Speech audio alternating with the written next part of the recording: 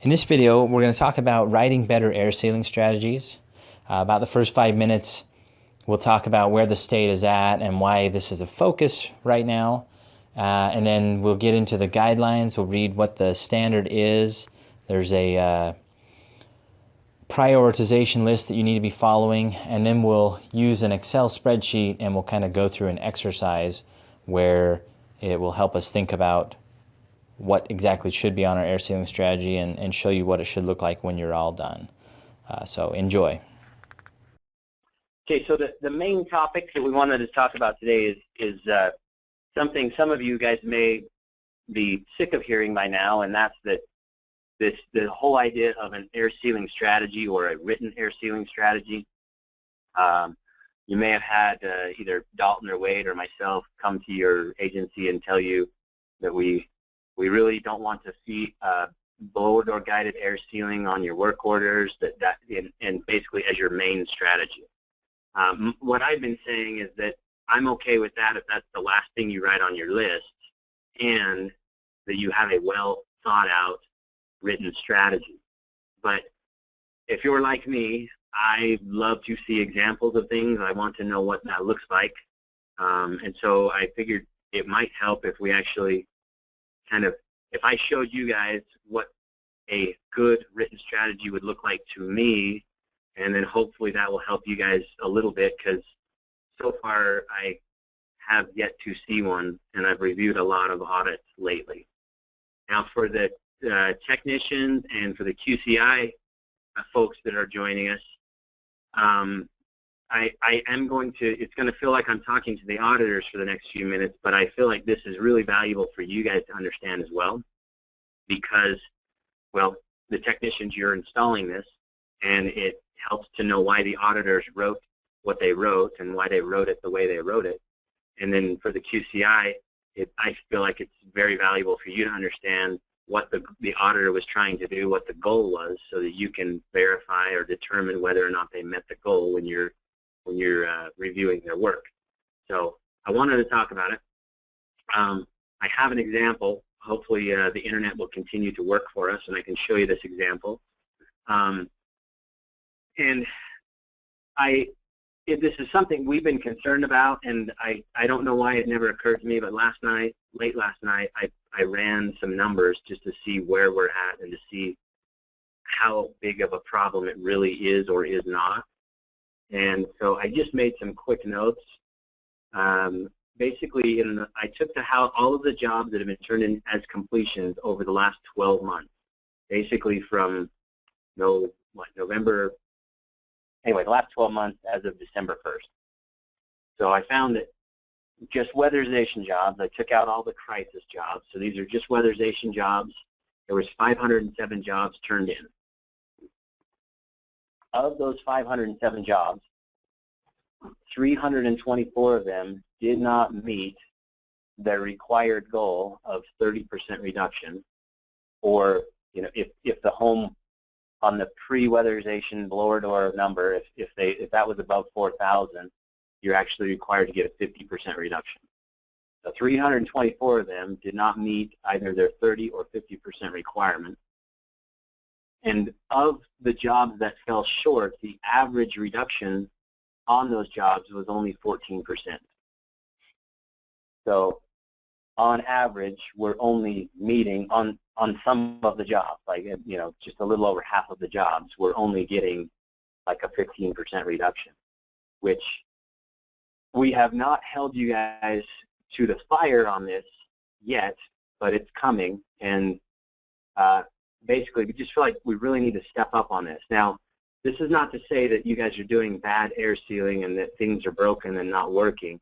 If you actually look at the total average across the whole program, the average air sealing on all of those 507 jobs was like 27%. So there are a lot of jobs where you guys go out and you knock the ball out of the park and you do a really good job, or there's some good opportunities to do some really good air sealing. But I do feel like it's substantial that more than half of them that we're not meeting our goal, and on average that we're only getting like halfway there. So there is a need to improve there, and I hope that what we talk about here will help. If you guys are finding other methods that are more helpful, please let me know. Because if what I asked you to do today is not helpful, and you find better ways, like, let me know and we'll share it with everybody, because the goal is just to improve upon this, not necessarily to follow some rigid process that I've come up with. With that, I'm going to show you a very detailed process, and I don't want you to ever follow it. I just wanted to show you what you should be thinking about if you were writing an air sealing strategy. I'm going to open up a form that has lots and lots of information on it, and I don't ever want you to actually fill out a form like this. This is just to show you what you should be thinking about as you go through the process. So let me open that up really quickly. So I grabbed a sample audit. If this audit looks familiar to you, I did grab it from the field, and I basically blacked out all the information on it. And I haven't spent much time in this audit, so it looked like a pretty decent audit at a glance, but it's a real audit. So this is the recommended measures list. So I'm gonna, on the left hand of the screen, I'll put that, and then let me open up my way overly detailed form that will, I'll show you basically just what the thought process ought to be. Oh, let me back up one step here. I wanted to read the guidelines real quick when it comes to infiltration reduction strategy. So your air sealing strategy. So this is in section B9, which is where all of the auditor, I tried to put as much of the auditor stuff in B9 as I can. And then the very last section of B9, which is section 8, has like a list of all the things that you do in the audit. When you come to the duct and infiltration tab, this is some information about what should be put into that portion of the audit. So it's B9, section 8, section K. And it says infiltration reduction strategy. Each audit must contain a written strategy for reducing air infiltration at the thermal boundary by 30 to 50%. And again, that has to do with that, whether it's at the 4,000 CFM of leakage threshold or not. The air sealing strategy should align with the thermal boundary strategy. Now, in another section just up above here, it talks about how auditors are required to have a written thermal boundary strategy. And I won't go into what that looks like right now, but basically the goal there is to look at a house and complete the thermal boundary. So they have to determine if the thermal boundary is complete, and then use the audit to evaluate if there are any opportunities to complete it by adding some insulation to a basement wall or increasing the attic insulation or whatever. So your air sealing strategy should align with your thermal boundary strategy, because we align with thermal and air barriers, right? On most homes, this can be documented in the comment section of the ducts and infiltration tab of the NEAT MIA audit. So there's a little comment box, and really all I'm looking for is a brief description of what you're going to do with your air sealing money. I did go on in the guidelines to say more complex single-family and multifamily homes may require diagrams to document the strategy. A diagram is recommended on all homes as a best practice. I've also noticed some auditors they do a very good job of detailing their air sealing strategy on a work order, and just as a best practice, I've been asking them, if that's what you're doing, in the comment section here, just make a reference to that. Just say, hey, for the air sealing strategy, see the work order. And then as I'm reading it, I know to go look. If a federal auditor was reading it, they know to go find it on a work order and find that there's more information there. Anyway, so we're required to have a written infiltration reduction strategy. The next bullet says auditors are required to measure and document the total leakage of the home using a blower door and the TechTie software. And that one we're doing pretty good at. Most everybody's doing that, and they're doing it well and doing it right. The next bullet says they're required to use the blower door and other methods listed in Utah Field Guide Chapter 12 to identify air sealing opportunities. Utah Field Guide Chapter 12 talks about zonal pressure diagnostics and just advanced pressure diagnostics and advanced, I don't know that it really goes into our advanced leakage quantification, but basically the idea there is that when it's appropriate, auditors should be getting out the other tools that they use and have been trained on and do additional or further investigation so they can better identify their air sealing opportunities. And so it's not in every case. You don't have to take all of these same measurements every single time, and that's why we've left it as this. We're no more prescriptive than that. But we are expecting you to do that. Some of you may have already noticed that when Dalton and Wade come to your agency, they are performing these measures when they're appropriate, and then they're asking you why you did not address things. They're asking you why you missed opportunities by not doing these tests. So as auditors, you need to be doing these. If you need help or if you want to get better at that and you need our help, let us know. We're here to help. Okay, so the next thing auditors are required to do is bullet number C.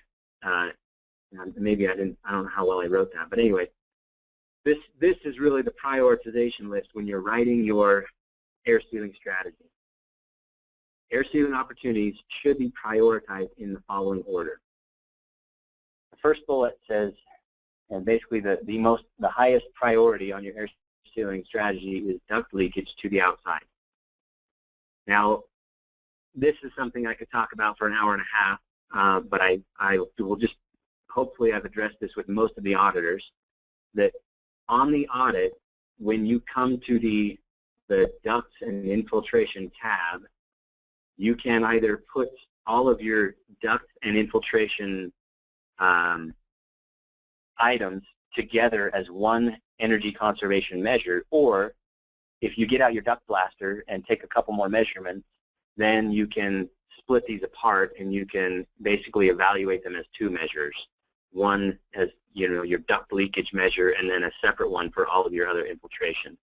If you do that, it'll end up putting more money into the job and allow you to spend more money and do better air sealing. If you don't do that, then we've put in the guidelines that your duct leakage is now your highest priority and you need to address it as such. So priority number one is to address any duct leakage outside of the envelope. Priority number two would be opportunities that can be addressed in conjunction with your thermal boundary strategy. I'll show you an example of this in a minute, but basically we want to align our thermal and air barrier, and if you're going to go up and you've got an attic with no insulation in it and you're going to go add 16 inches, then you really ought to have an air sealing measure to address any opportunities before you add your insulation. Now I realize a lot of you guys are already doing this, and you're going, Matt, why do we have to have this formal process to document what we're already doing? And I think in a lot of instances you're doing good at this. In some instances we're missing some opportunities because our average is that 14% that I was talking about. So I'm hoping that some of this stuff will help us to just do a better job of identifying the opportunities and focusing on the right areas while we're in the home. So ducts first, and then anything that has to do with your measures where you're going to complete the thermal boundary.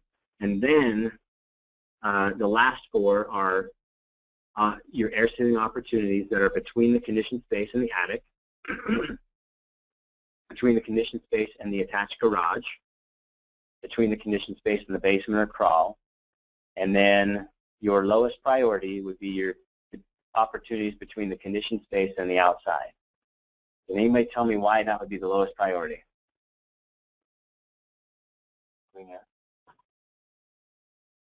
Yeah, did you guys hear that? Gabe here said it's clean air, and that's exactly what it is.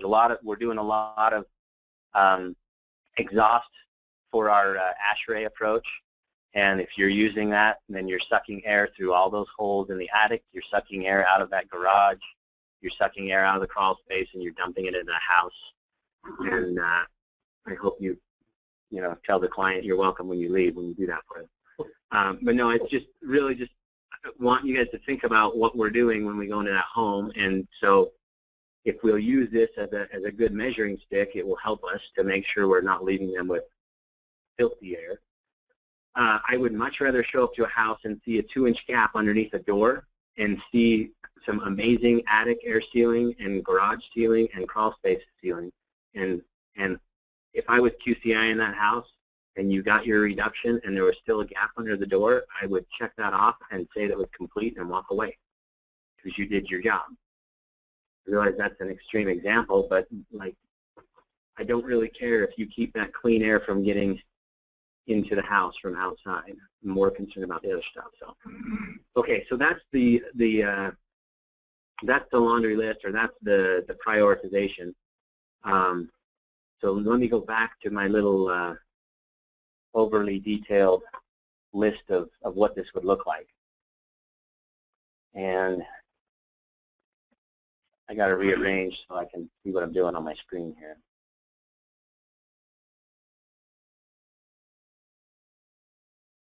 Okay. So we have a house, and the pre-blower door number was 3600 or 3601, and the auditor ran the audit, and the recommended measures come back. Hopefully you guys can see this well enough on your screen. The recommended measures come back as we're going to do some infiltration reduction, and it gives us a budget of about $1,080. And then there's pipe insulation, tank insulation, wall insulation on a bunch of walls, some low-E windows, door replacement, attic insulation, another door replacement, refrigerator. This one was going to install a heat pump, and then we had a couple of health and safety measures down below. So that's what the audit says to do on this job. So when it comes to your infiltration reduction strategy, these are some things that the auditor should be thinking about as they're writing this brief list of things to do. So pre-blower door number is 3601. So your post-blower door number, which would be 30% less than that, is 2500, which means we're going for a required reduction of 1,080. I apologize that these numbers are the same. It just happened to be that way. But the reduction is 1,080, and when this auditor ran the audit, it gave them a budget of $1,080. So the first thing you want to think about is your infiltration reduction that you're going to get from your other measures. Usually these are all energy conservation measures, but from time to time you may have an incidental repair that may also give you some infiltration reduction. But look at this list and say, okay, on this list, which of these measures will affect how leaky the house is? So wall insulation is going to have an effect on it. Our windows is going to have an effect on it. Our doors will have an effect on it. And insulating the attic should have an effect on it. So, and it's just, you're just taking a mental stock of what's going on real quick. Okay, I got these 4 measures, and think about what you experience, and if you're not aware of what kind of reductions you can expect, if you get an opportunity, do a little testing from time to time and see what you can learn. I had to just throw some numbers out here, and these are guesses, and I think you guys will make the same guesses, but start making these guesses and see if we can start to learn a little bit more about what we're doing. But so, what kind of reduction would you expect from all these things? So I just put a number in here and guessed it at what I might expect. So, basically, I'm guessing from all those measures, I should have about an 850 CFM reduction. We're going for 1,000. But we have a budget of 1,080, and we haven't spent any of the money yet because these are all energy conservation measures. So then on down to that prioritization of your air sealing opportunities. The first and highest is your duct sealing, and here you've got to think about how am I going to address this. first off, is there any duct outside of the envelope or not? If there's not, then don't worry about it. Unless you've got some duct leakage in your CAS, that's a different issue. And then, if there is duct outside the envelope, are you going to evaluate it as a separate measure, which I highly recommend, or are you going to include it in your infiltration reduction measure? If you're just going to include it in there, then think about how much reduction, like what's available to you. Is there some duct exposed that you can get to and seal up? How much would you estimate you could reduce the leakage by, and what is your estimated cost? Now, this is one that may require you get out the duct blaster, and if you do that, then you might as well use this other option. But over time, you'll probably learn that you can, expect a certain amount of reduction based on how much duct you can access. So here I just wrote, we would include it in our infiltration reduction measure, and the opportunity would be to seal the exposed duct in the garage and the main plenum in the attic. And I would anticipate about 125 CFM reduction, and I'm estimating it's a cost of $55. On to the next one would be your thermal boundary measures. So all of those measures that affect the thermal boundary, are there any other air sealing opportunities that you need to address? Now these are thermal boundary measures, but these are things you're doing as an energy conservation measure. Now it's like, okay, what do we need to do in conjunction with this that's really air sealing? Or is there anything we need to do before we do these things so that we can get our air sealing and then we can add the insulation or whatever? So the thermal boundary measure air sealing, in this case I wrote down for wall insulation, patch a couple of holes on the north, in drywall in the north exterior wall, and apparently these were large holes. So I put 200 CFM reduction. Attic insulation, air seal 6 can lights and 4 light fixtures, 100 CFM reduction, and a $40 cost.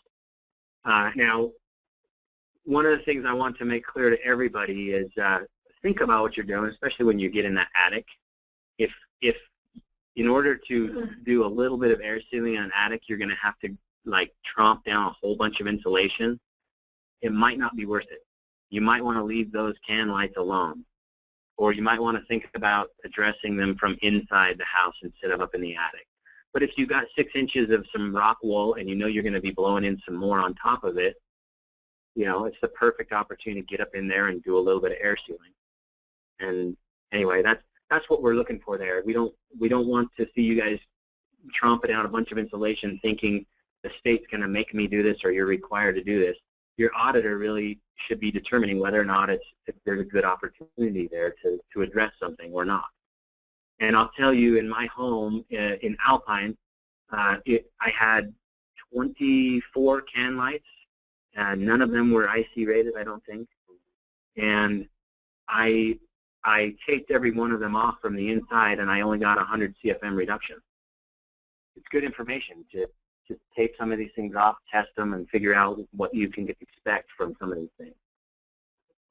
Yeah, Kevin's got a question here. When you're starting, you have a low Mm-hmm. And you didn't lower it at all. What happens then? So Even though you added a root stone, you install metal, you added insulation, so there was no that you need that 30% reduction.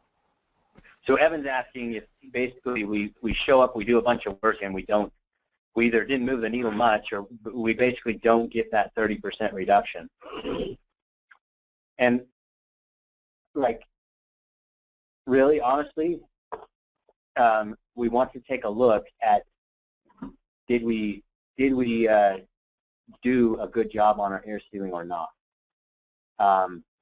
In this example, when I get to the bottom of this, you'll see that there's still $470 left over on the air sealing budget. Based on these estimations, and these estimations may be way off. I just threw some numbers on a paper last night. You guys have a lot more experience than me, and your estimations will be much better than mine. But if I looked at an audit and the blower door number is really, really low already, the audit's only going to give you a budget of $100 to spend. If you can't move the needle very much with that $100, then when I look at that, I go, oh, well, you know, what the audit was telling you is that the house was already tight. We have our target right now in our program is it's this very, it's not a very precise target. It's kind of just a broad target where we said, well, let's get a 30% reduction on all the homes, and that's, you know, that's why I'm feeling okay that on average we're close to 30, but we're still not there yet. But the audit also helps us. The audit says, you know what, this house is actually tighter than most, so if you wanted to get a reduction on it, we're only going to give you a little bit of money to get there. So it kind of helps steer us there. We may have some discussions in the near future about getting a better target, so that when if you did get to that home and the home was already at 6 air changes per hour, and you know, we may talk about just moving the needle and getting it to 5, and that being our goal instead of trying to get a 30% reduction on a tight house. But yeah, so 2 questions there was, I think, was that if the house is already kind of tight, you know, what do we do? Do we have to get our 30% reduction? And then the other question was, if we do a bunch of work and we don't meet the goal of 30%, what do we do? As technicians, if you guys are out in the field and you're not reaching your goal of 30%, if I was your auditor, I would love to hear about that, because that means I need to learn some more things. That means I wrote a bad air sealing strategy for you, and I need to figure out how to make a better one.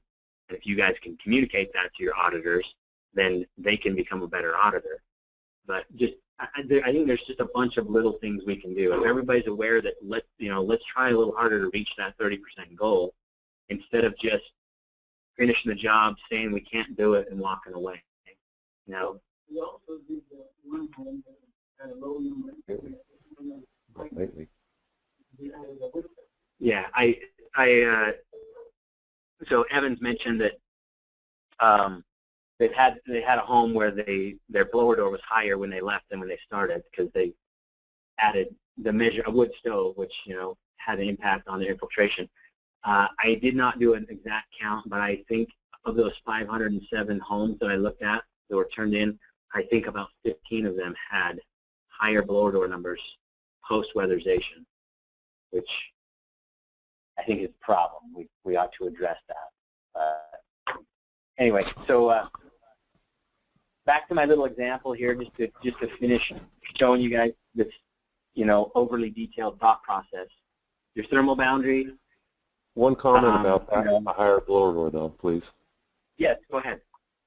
If you go into a home and you're doing a complete system or making major changes in the heating system, it's really conceivable to have a higher blower door, because you're cutting holes in walls or floors or areas like that. And so I think those kind of things need to be taken into consideration as well when you're looking at a higher blower door going out than going in. Yeah, and what I've been telling the auditors on any of this stuff, anytime you run into a weird situation, if you're concerned about it, write that down on your audit. If you're a technician and you run into a weird situation, write that down on your field notes. Like, you guys are doing really good work. Where we get killed is on the paperwork. And I wish it didn't have to come to that, but it does. Like, if you'll write down what happened, if you'll write down an explanation of, hey, we did this furnace, and this is why our blower door ended up higher than it was before, and, you know, we basically just write down that you thought it through, you attempted to address the issue and why it couldn't be resolved. That's perfect. That's all we're after. Well, and then there's always going to be an anomaly. And there's one other thing to consider as well, and that's called client motivation. When suddenly you show up to their home to make some repairs, they suddenly get motivated to tear it apart to make their own improvement at the same time. And it happens what are you quite talking about? often. That never happens. Yeah, that's the perfect thing to put in your field notes. You know, yeah, and I do understand, of course, if you're going to be documenting that, that's the better way to do it. Sure. Yeah. Yeah, and that's, we can't fix stupid, but we can write it down. Like, because there's always going to be some weird thing going on, and that's really, really helpful. We went to a house yesterday, and we saw a weird thing happening, and if it was something that the client had done post-weatherization or during weatherization, if there had been a note about that, that would have answered some of the questions we had about it. And it's not all just, we're not just trying to make a bunch of extra work so you guys can write down so that we can read a story later and make sense of it. But it really is, we have to justify how we're spending these tax dollars. And that's part of it, because we have rules that say don't work on a home if it's being remodeled. If halfway through the work process your homeowner starts remodeling, if you'll write that down, and then now we know what happened, and you guys did everything you could. So. Well, and sometimes it's too late by the time we've done the audit and by the time we get materials to go start work. Oh yeah, and that's, again, that just, you guys just think through what the best approach is going to be and do your best work, and then just write down why it didn't turn out as good as you wanted it to, But yeah, and I definitely think there's going to be some situations where the blower door could be worse. But what would leave me with warm fuzzies is that the auditor or somebody wrote in the file a logical explanation as to why it's worse and why they could not improve upon it. That tells me that you guys did a really good job on that. You did your best work. So it's a little more concerning when we get there and everybody's scratching their head and nobody's really sure why it happened that way or things turned out that way. So. Can I chime in and just give you a couple of examples that will maybe help you understand? So we went to one home during our monitoring. We chose that home because it had a high blower door to start with, upwards of 5,000 CFM. And when it was all said and done, the final blower door was still about 5,000 CFM. There was no reduction. So we wanted to go find out what the story was. And the auditor had a fairly well put together air sealing plan for this house. It had a lot of good detail in it. And we could see that he had given it some serious thought. We could see that the crews did, everything. They tried everything they could. But this was just one of those houses. It was built in the 1800s, and it was big, and every part of it was finished. And try as they might, they just couldn't get the blower door down. And we were fine with that because there was a plan, and there was some effort, and we could see they thought about it. But when we got to the house, we were like, yeah, we agree. You've tried everything you possibly could here, but this is just the way this house is, the way it's built, and short of tearing the house apart, which we can't do, and starting from scratch, we'll probably never get the blower door down. So we get that. It happens. And there was just some good documentation, and we had the ability to see that some effort and thought was put into it. Now we went to another house, same scenario. The blower door on that one was, north of 4,000, and when they were done, it was still north of 4,000. And the auditor's air sealing strategy said, do blower door guided air sealing, period. That was it. And the crews noted they did blower door guided air sealing. And it took Dalton and I all of 10 minutes to find massive leakage that was missed, massive. So then we took another 15 minutes and did ALQ and found of that 4,000 CFM blower door, we found about where 2,500 CFM of it was at, based on ALQ testing. So in that case, that's where we raise our eyebrows and go, wait a minute, what happened here? The auditor missed this, the crews missed it, and the QCI missed it. And it took us literally 5 minutes to find these massive leakage areas. So when we see that kind of stuff, we go, okay, the auditor had this anomalous blower door guided air sealing. Didn't give the crews any direction. So hopefully that helps. Those are two examples of one end of the spectrum and the other, and what we look at in my perspective when I'm doing finals. Well, and I'm not doubting that on the testing at all, but when you're looking at something like that, I think that you have to take into consideration the experience of the technician that's doing it, the auditor that's doing it, because if you were to go back and look at our numbers on blower door numbers based during ARA, when we were doing blower door guided air sealing with experienced people, we had really great numbers and great reductions.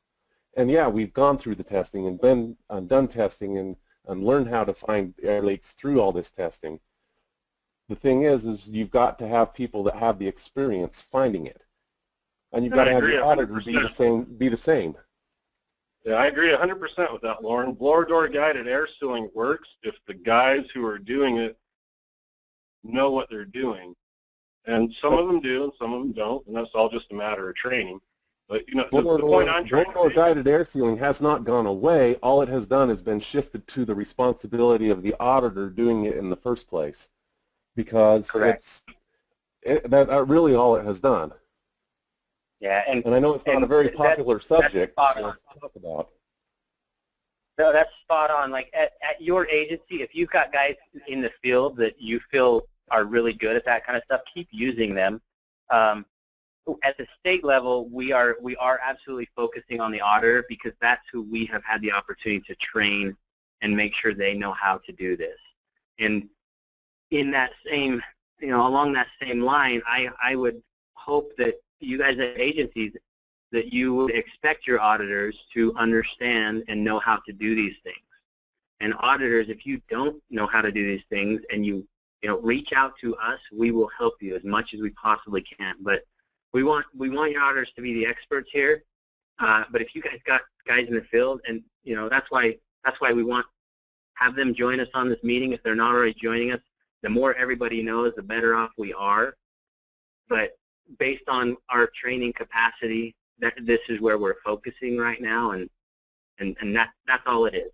But absolutely, if you've got guys out in the field that can do this and they're doing it well, rely upon that as well.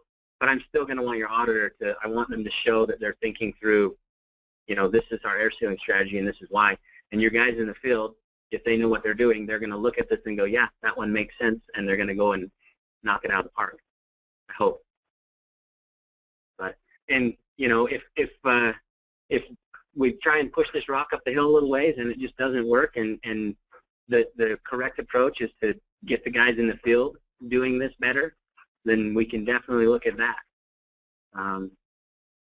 But anyway, so just quick to finish up my example, I basically just went through and kind of looked at each thing following that priority list, and basically said, what are my opportunities at each of these levels? On the attic, do a zonal on the attic, do a zonal on the garage.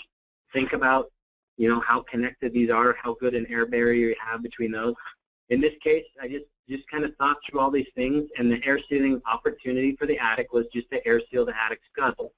Because, based on this house, it had a 41, and it had, adequate ventilation in the attic, but it wasn't expensive. I determined that was a good air barrier, and, with the sealing the can lights up here and attic scuttle sealing there should be sufficient. Garage, just seal some outlets between the living room and the garage, and weather strip a door between the garage and the house. The basement, air seal, some exposed rim. Oh, this is one I want to make sure you guys are aware of. So some of the measures we do, like if you're going to insulate an attic, you're going to expect a little bit of air sealing from that. Like sometimes we'll do an insulation measure and we're going to get some air sealing from it. It's kind of just, a perk of doing that measure.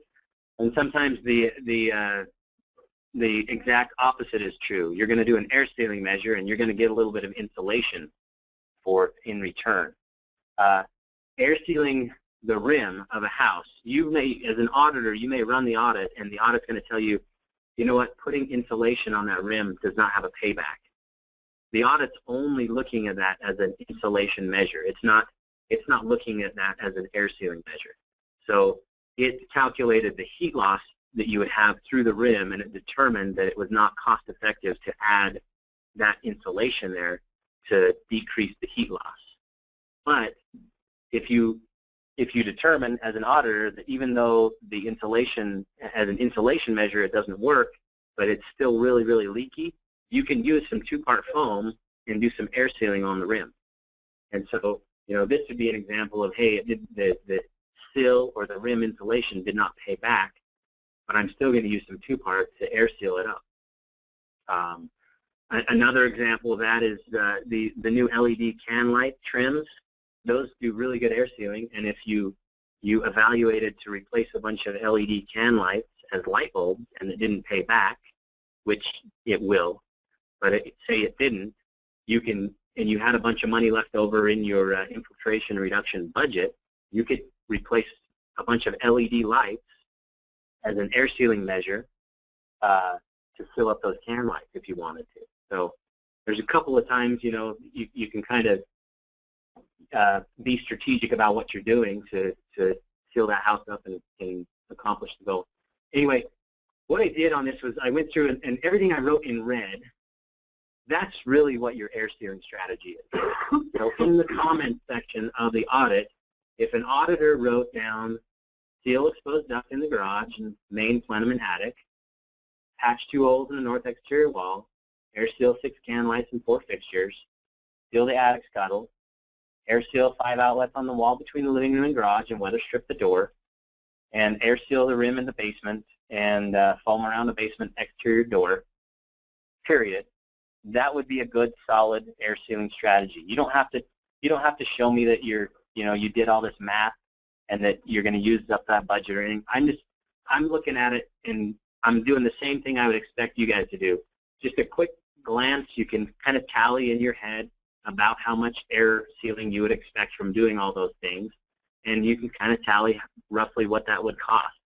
Now, if at the end of that list you wanted to add blower door guided air sealing, I'd be fine with that too, because I could see that it's a well thought out plan, and it also, you've got a field guy that does some excellent work, and you know that once he's done with all of that, if you haven't quite hit the target, that he'll be able to kick on the blower door and find a few more opportunities.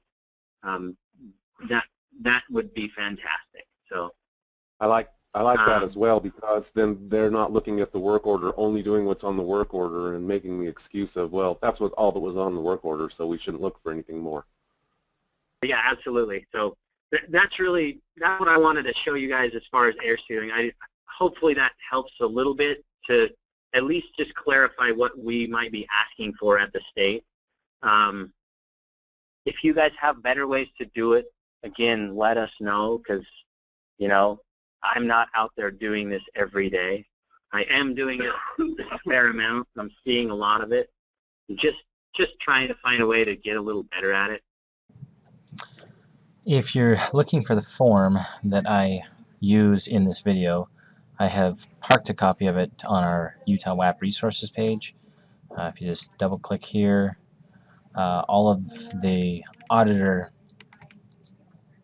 materials are under attachment 7, and I just put it down here. It's the Infiltration Reduction Strategy worksheet. I think you have to click through a couple of links to get it, and then it will finally open up as an Excel file. Again, as I mentioned in the video, this is not meant for a process for you to actually follow. Just simply an exercise that will help you to think through the air sealing process. But if you want to use this and follow it a few times just as a learning tool, it's available.